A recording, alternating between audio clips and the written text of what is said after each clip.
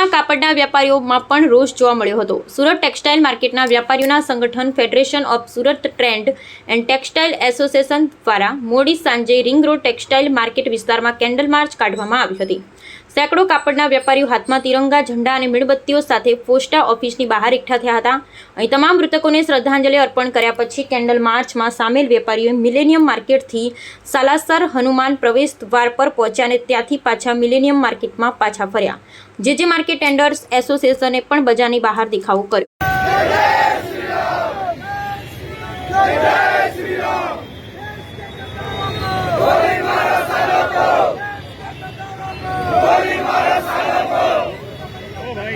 पाकिस्तान बढ़वा है, पाकिस्तान बढ़वा है।